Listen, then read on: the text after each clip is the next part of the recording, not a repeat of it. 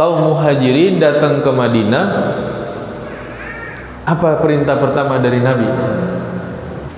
Memikirkan ekonominya dulu. Disuruh mungutin zakat, menikahkan yang jomblo-jomblo dari muhajirin dengan yang ansor-ansor. Di sini masih ada yang jomblo. Membelanjakan dan mengeluarkan harta di jalan Allah adalah infak, bentuk wajibnya zakat, bentuk sunnahnya sedekah, wakaf, hibah, hadiah. Artinya apa? Jangan sekali-kali kamu makan riba yang berlipat-lipat. Artinya itu riba itu berlipat-lipat, dan riba lebih parah daripada bunga. Penempatan kalimat bunga, tafsiran ulama memang hampir 95% serupa dengan bunga, tapi riba itu lebih parah daripada bunga. Sa'id bin Zaid, terakhir baru Abu Ubaidah bin Al-Jarrah. Nah, ini sahabat Nabi yang dijamin masuk surga, dan semuanya masuk surga sama Nabi. Para nabi-nabi masuk surganya, hebat. Artinya apa? Jangan sekali-kali kamu makan riba yang berlipat-lipat. Artinya itu riba itu berlipat-lipat, dan riba lebih parah daripada bunga. Penempatan kalimat bunga, tafsiran ulama memang hampir 95% serupa dengan bunga, tapi riba itu lebih parah daripada bunga.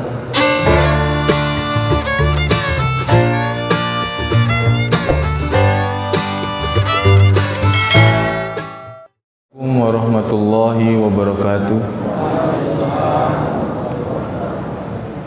Alhamdulillahirabbil alamin. Nahmadu wa nasta'inu wa nastaghfiruh.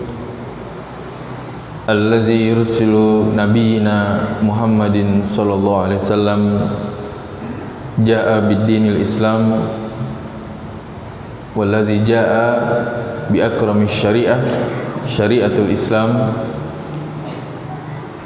wa jaa bidinil Islam, wa jaa bi mu'jizatil Qur'an wa karamatihi wa azamatihi wa zillihi min hadhi dunya ila yaumil qiyamah, amma ba'du. Bapak Ibu sekalian yang dirahmati Allah, pada kesempatan malam kali ini insyaallah saya diberikan amanah untuk bermuwajahah, untuk tafaqquh fiddin bersama Bapak Ibu sekalian dengan tema yang mungkin sudah tidak asing lagi, tapi jarang dibahas di forum kajian-kajian majelis taklim, yaitu tentang muamalah. Jadi muamalah itu apa sebenarnya, Bapak Ibu sekalian? Saya akan bahas di sini. Bapak Ibu yang dirahmati Allah, muamalah itu adalah bagian terpenting dari akidah, syariah, dan akhlak. Apa? Bagian terpenting dari akidah, syariah, dan akhlak. Insya Allah nanti setelah saya ngisi kajian ada 2 kuis, tapi kuisnya belakangan. Ada 2 kuis, ya, insya Allah nanti saya akan tanya tentang urgensi kajian ini. Akidah, syariah, dan akhlak itu di dalamnya ada muamalah, karena ilmu kita cuma 3: akidah, syariah, dan akhlak. Semua ada bab-babnya, semua ada bagian-bagiannya, ada dawabit. Dawabit itu artinya ketentuan, dan hudud ada batasan-batasan dalam muamalah. Jadi kalau dalam akidah kita punya prinsip begini: al-aslu fil ibadati at-tahrim. Asal muasal atau hukum asal dalam ibadah itu tahrim, haram semua, nggak boleh. kecuali yang dicontohkan Nabi. Tapi dalam muamalah kita punya prinsip, kita punya hukum asal. Nah, kalau fikih bahasa kampungnya, bahasa desanya, kalau bahasa orang awak itu namanya hukum asal. Al aslu fil muamalati al ibahah.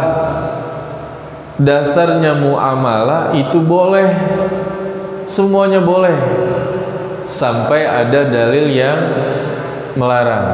Ini dua prinsip ini kita pegang.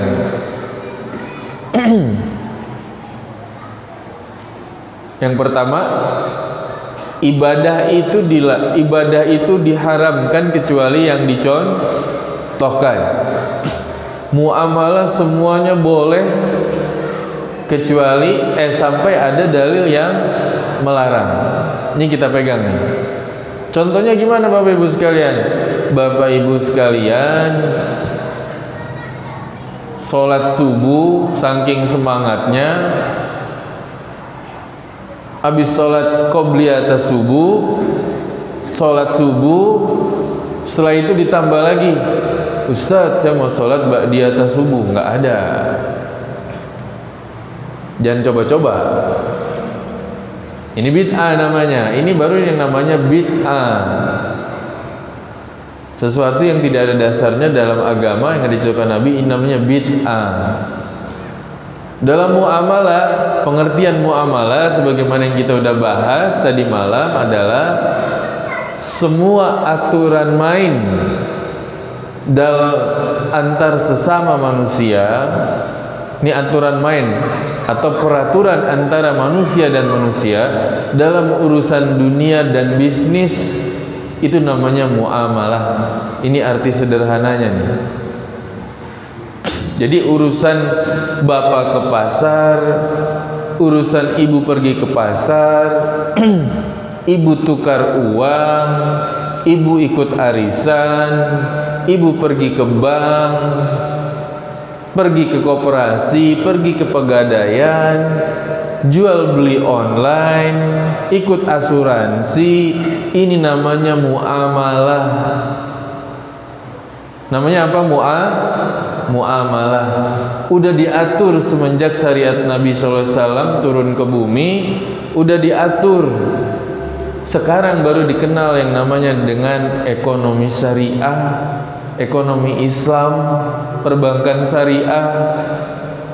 Yang ketinggalan zaman orang sekarang, Al-Quran lebih dahulu, lebih modern. Sebelum selat Gibraltar ditemuin oleh fisikawan dari Jerman, itu Quran sudah bilang di surat Ar-Rahman, marajal bahraini yaltaqiyan bainahum barzakhul la yabghiyan. Dua laut yang bertemu, biru dan hijau, tidak menyatu airnya. Orang baru nemukan baru-baru ini. Al-Quran sudah seberapa abad yang silam udah bicara. Yang lebih canggih itu syariat Nabi Muhammad. Umatnya kadang-kadang ketinggalan zaman. Quran lebih melesat, lari lebih jauh, lebih terdepan daripada masa depan.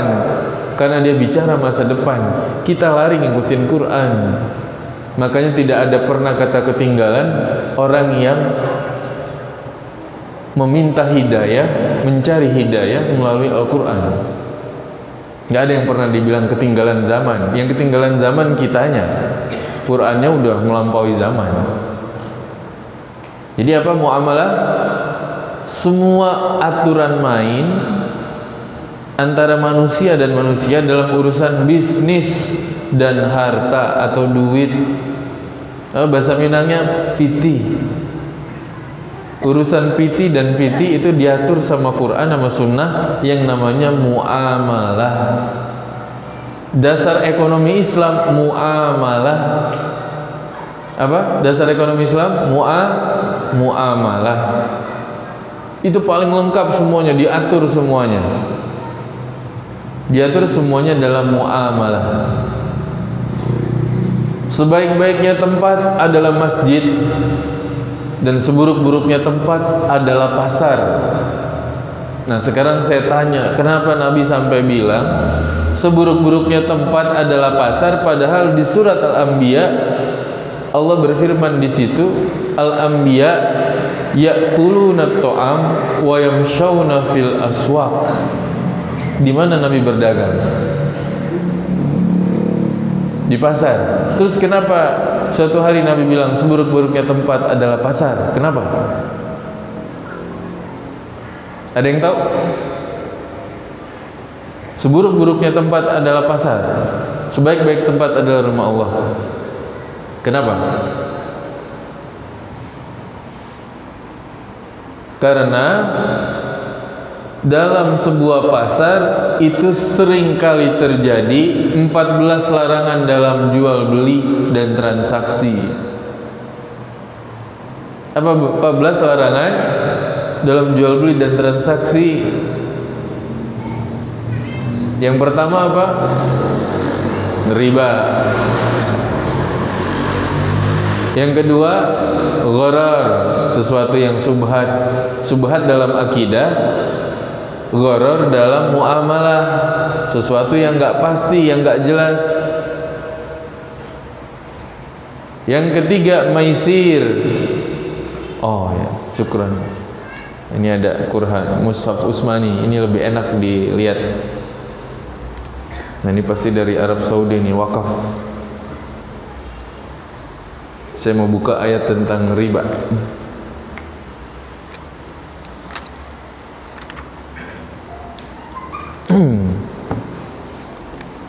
Nah, maisir, spekulasi. Yang keempat itu apa? At-tadlis, penipuan. Di pasar sering kali terjadi penipuan. Lawannya dari menipu itu curang, yang kita sebut dengan al-ghish.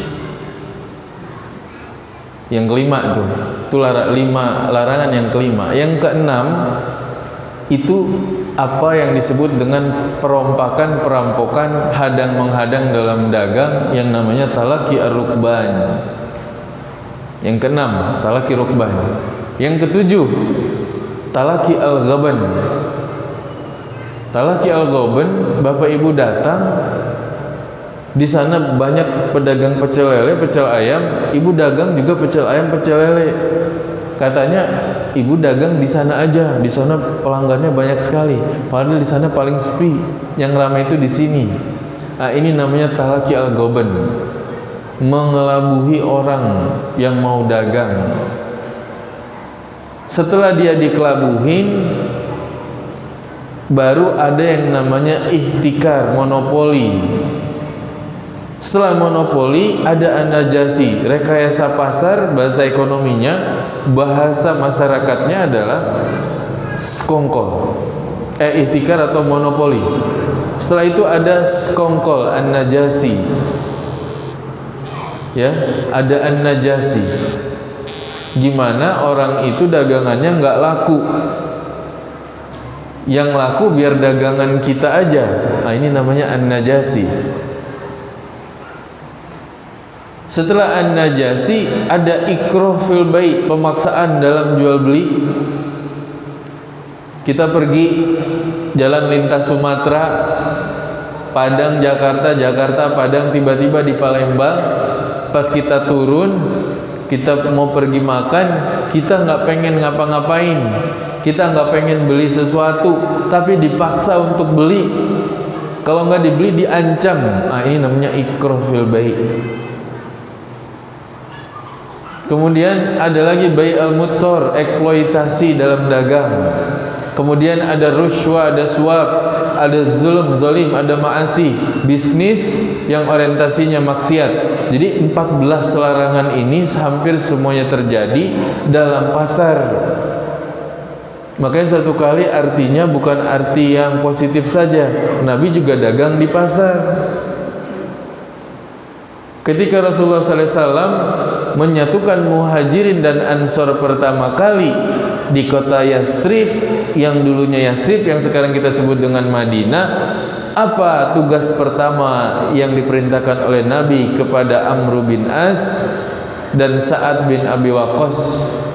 Ada yang tahu Bapak Ibu? Tugas pertama dari Nabi sallallahu alaihi wasallam kepada Amr bin As dan Sa'ad bin Abi Waqqas apa? Ada yang tahu? Tugas pertama ketika kaum Muhajirin datang ke Madinah, apa perintah pertama dari Nabi? Hah? Bukan. Apa?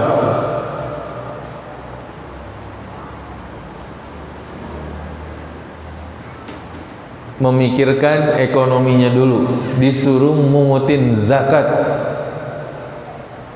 Apa perintah Nabi? Kumpulin zakat. Saat Amru pergi ke sana, kumpulin zakat ke daerah sekitar Yaman, Hijaz, semuanya kumpulin zakat-zakat mereka.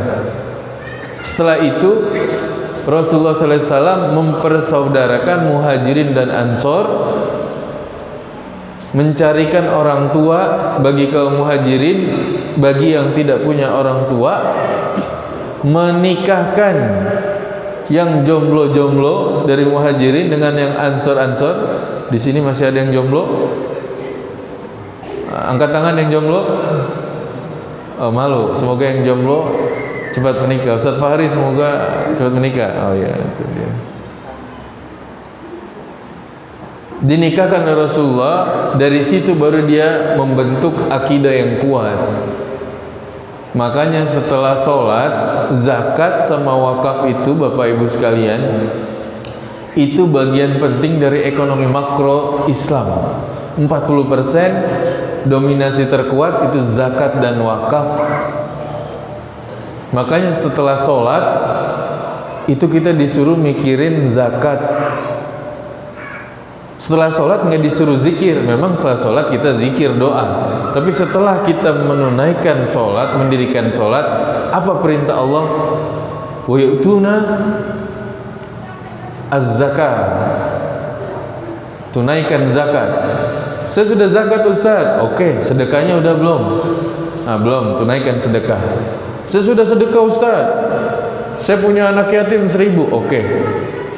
Sedekah sudah, wakaf yang terakhir. Sanggup nggak kita kayak Umar bin Khattab yang mewakafkan kebun kurmanya? Sanggup nggak kita beli sumur seperti Utsman diwakafkan buat umat muslim, atau beli perusahaan, beli tanah, kita bebaskan tanah, kita wakafkan? Nah ini umat Islam belum terbiasa dengan yang namanya wakaf.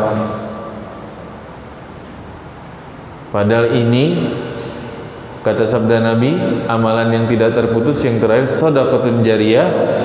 Jumhur ulama bersepakat bahwa sedekah jariyah adalah wakaf. Nah sekarang saya mau nanya lagi Bapak Ibu sekalian, definisi wakaf apa? Ini jangan-jangan ngomong wakaf tiap hari tapi nggak ngerti wakaf. Ada yang tahu? Abang-abang, Bapak, Ibu? Ma huwa al-waqf?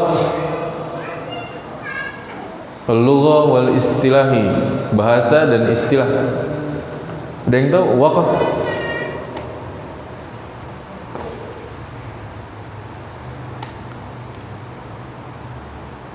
Waqf secara bahasa itu al-waqf, iqaf, berhenti. Istilah adalah memberhentikan kepemilikan atas sesuatu, baik benda maupun harta, dalam waktu tertentu atau selamanya di jalan Allah. Itu wakaf.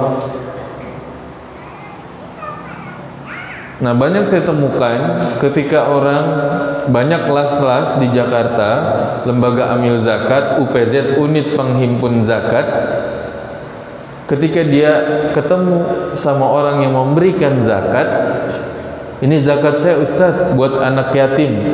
Tar dulu Ibu, zakat itu bukan buat anak yatim, tapi buat fakir miskin. Nah untuk anak yatim Ustaz, untuk anak yatim itu sedekah. Ini bicara zakat, bicara ekonomi juga. Lanjut, infak saya Ustaz. Infak itu perintahnya ibu dalam Quran. Di surat Al-Baqarah, Alif Lam Mim, Zalikal kitabu la raiba fihi hudal lil muttaqin. Ayat pertama, allazina yu'minuna bil ghaibi wa yuqimunas sholata wa mimma razaqnahum yunfikun. Di situ bukan zakat. Tapi perintah pertamanya secara global, secara mujmal adalah yunfikun, infak, membelanjakan dan mengeluarkan harta di jalan Allah adalah infak, bentuk wajibnya zakat, bentuk sunnahnya sedekah, wakaf, hibah, hadiah. Ini harus paham Bapak Ibu sekalian, jangan sampai punya duit saya sedekah buat fakir miskin. Oh, kebalik. Ini zakat. Zakat ada hitungannya. Ada zakat perniagaan, ada zakat ternak, zakat emas dan perak, buah-buahan, pertambangan dan lain sebagainya. Itu ada hitungannya dalam fikih.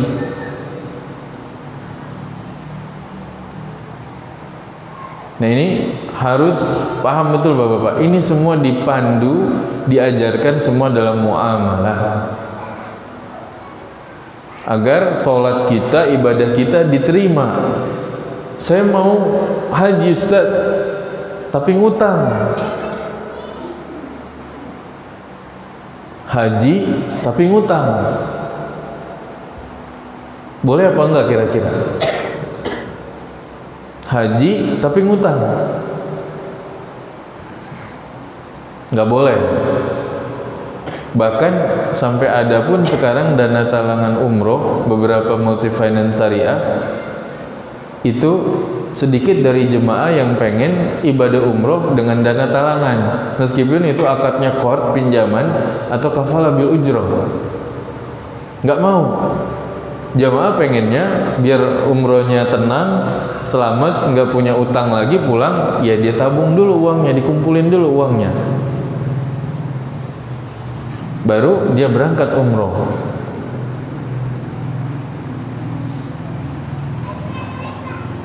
Nah, ada lagi yang bertanya, bagaimana cara Nabi berdagang Ustaz? Ketika Nabi berdagang, kalau kita berdagang di pasar, bedanya kita beli handphone ini harganya misalnya 5 juta, kita jual, kita bandrol langsung 10 juta. Sah nggak dalam Islam? Sah, ini jual beli. Bayarnya angsur Ustaz, la ba'sa, mafi muskilah, nggak ada masalah, karena adalah ini jual beli. Syaratnya ada penjual, ada pembeli, ada al-mabi, ada saman, kim, ada sigho. Selesai, terpenuhi rukun dan syarat jual beli. Itu jual beli. Lain lagi kalau hutang. Nah, ini beda Bapak Ibu sekalian. Beda antara hutang dan jual beli. Jadi ketika Nabi berdagang, itu caranya gini. Harga beli saya 5 juta, minum onta saya alias transportasi itu 50.000, dan makan 2 orang karyawan saya itu 100.000. Silakan Anda mau bayar berapa. Ini caranya Nabi berdagang. Kalau kita enggak, makanya Nabi seringkali kalau ada orang datang dengan timbangan, Nabi jual kurma, Nabi jual pakaian, Nabi jual apa, Nabi enggak segan-segan untuk melebihkan. Kalau dijual duku, jual kurma 1 kilonya itu 15 butir, Nabi itu enggak sungkan-sungkan menambah 5 butir lagi, jadi 20 butir. Orang Yahudi cemas, Nabi kamu untung dari mana? Allah yang ngasih saya untung, bukan kamu. Allah yang ngasih saya untung. Insya Allah Allah lebihkan. Nah, kisah ini akhirnya diilhami oleh sahabatnya Nabi yang bernama, makasih Pak, sahabatnya Nabi yang namanya Abdurrahman bin Auf. Nah, saya tanya lagi nih, Adik-adik, abang-abang yang masih muda, berapa orang sahabat Nabi yang kalian kenal?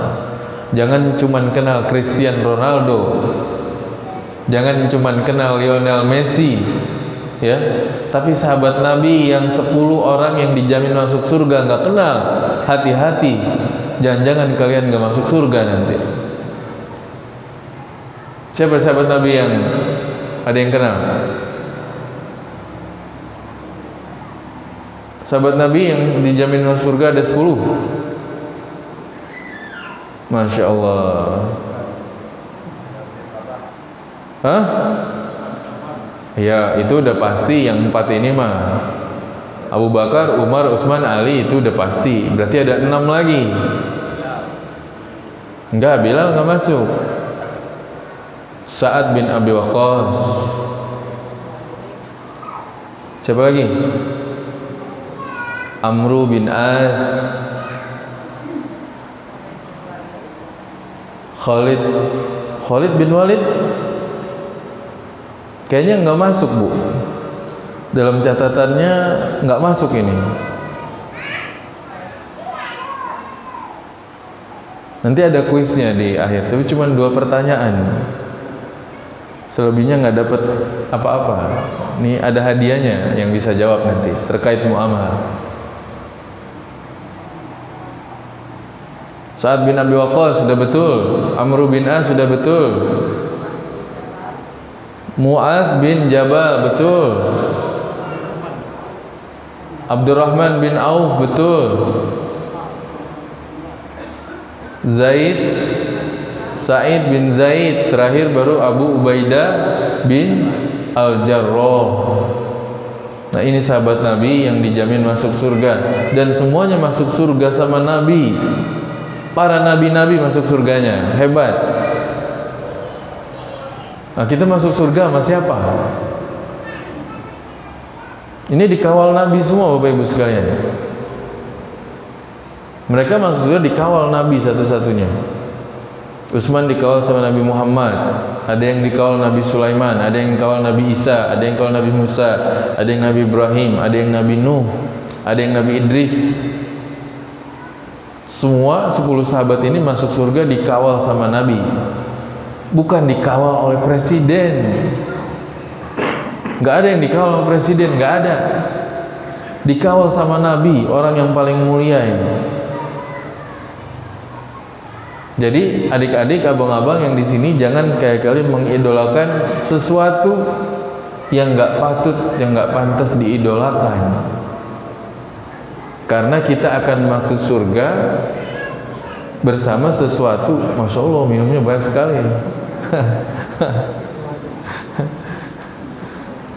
Ya, kita masuk surga ya bersama apa yang kita senangi. Jadi ketika Rasulullah SAW memerintahkan Sa'ad bin Abi Waqqas dan Amru bin As mengumpulkan zakat, menikahkan Muhajirin dan Ansor, baru setelah itu Rasulullah SAW membentuk ibadah, membentuk keyakinan, membentuk tauhidnya Muhajirin dan Ansor, sampai terbentuklah satu kekuatan besar. Nah, pasar besar itu adalah yang tadi Rasulullah SAW mendidik semua sahabat ini agar memenuhi perintah dan larangan dalam jual beli saat mereka masuk ke pasar.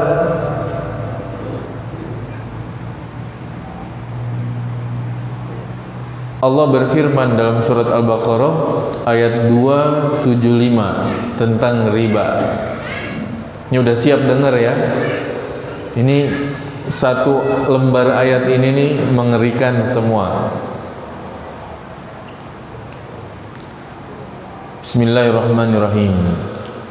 Allazina ya'kuluna ar-riba la yaqumuna illa kama yaqumul ladzi yatakhabbathu asy-syaitanu minal mas. Zalika bi'annahum qalu innamal bay'u mithlu riba wa halallahu al-bay'a wa harrama ar-riba faman ja'ahu maw'izatun min rabbih fantaha falahu ma salaf wa amru ila Allah wa man 'ada fa ulaika ashabun nar hum fiha khalidun.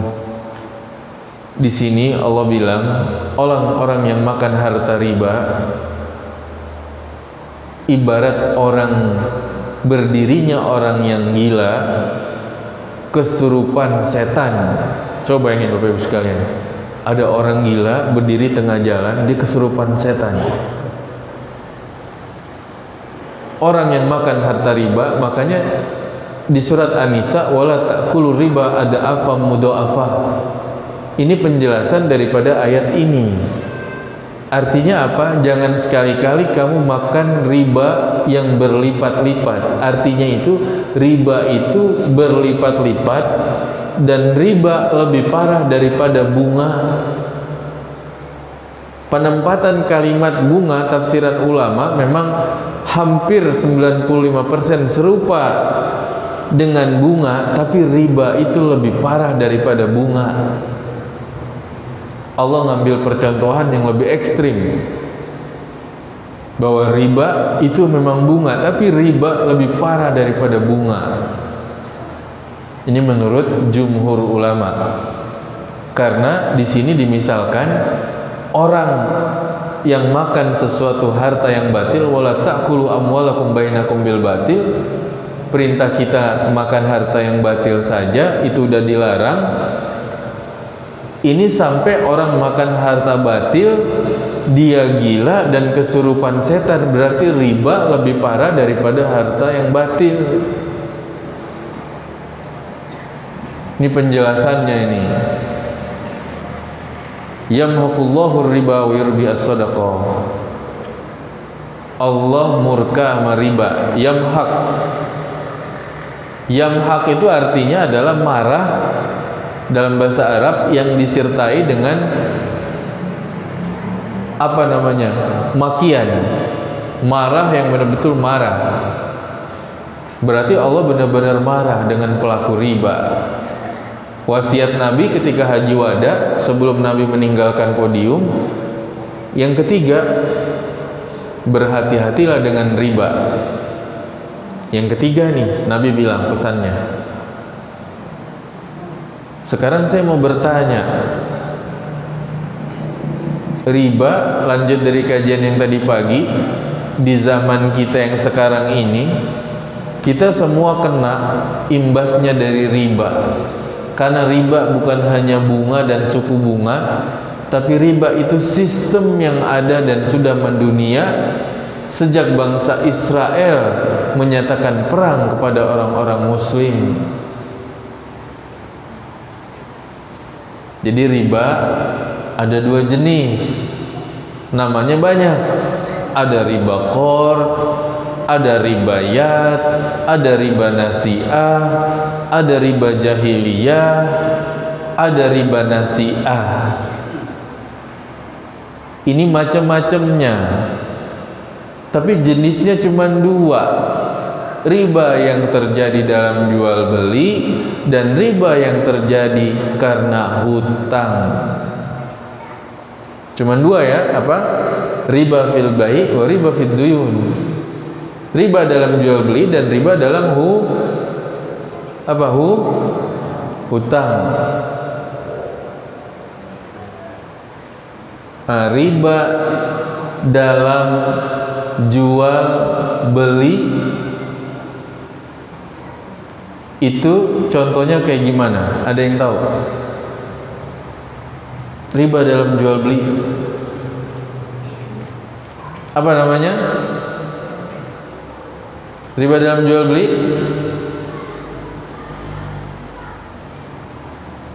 riba fadl. Riba apa?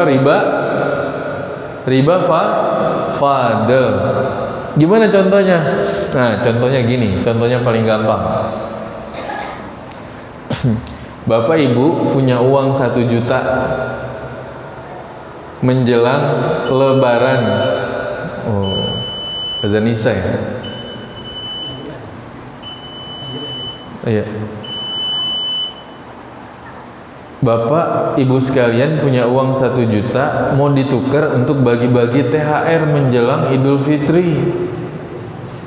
Bapak ibu sekalian, karena nggak pengen tukar di bank ngantri, akhirnya pergi ke pasar. Ada agen uang yang bawa uang 20.000, 10.000, 5 ribuan di pasar. Ditukar duit 1 juta. Tapi ibu nerimanya cuma 900.000. Ini namanya riba fadl. Apa itu definisinya? Riba fadl adalah riba yang terjadi karena pertukaran sejenis ain, tidak sawaan bisawain, tidak mislan bimislin, tidak yadan biyadin. Atau nukerin duit 1 juta 100.000 ditukar dengan 20.000 1 juta, tapi kita harus nambah 200.000 lagi. Ini namanya riba fadl. Terjadi nggak di pasar? Terjadi nggak? Terjadi. Ini namanya riba fadl. Fadl itu artinya lebih. Riba yang terjadi akibat pertukaran sejenis. Makanya Nabi bilang, tidaklah emas dengan emas, perak dengan perak, dinar dengan dinar, dirham dengan dirham, garam dengan garam, gandum dengan gandum. Itu harus sama. Ini namanya riba fadl. Yang kedua, riba karena hutang. Namanya riba apa? Riba apa? Riba nasi'ah. Kiasnya di zaman Nabi, orang minjem unta, minjem kambing, umur 1 tahun, tapi balikin umur 3 tahun. Pinjem 1 juta, balikin 3 juta. Pinjem 1 juta, balikin 10 juta. Pinjem uang, sawah digadaikan, sawahnya nggak balik-balik, utangnya nggak lunas-lunas. Nggak ada istilah bagi hasil dalam gadai. Haramnya 100% mutlak. Ini syariat yang ngomong, Nabi yang ngomong, Allah yang ngomong, bukannya saya. Nggak ada gadai dalam, nggak ada bagi hasil dalam gadai sawah. Ceritanya nggak ada, fikihnya nggak ada. Ini udah melawan 2 prinsip tadi. Secara akidah nggak dicontohkan, secara muamalah dilarang. Kena dua-duanya. Nah, waktu Isya datang, kita sholat dulu. Nanti habis sholat kita lanjutkan lagi. Ya Ustaz ya.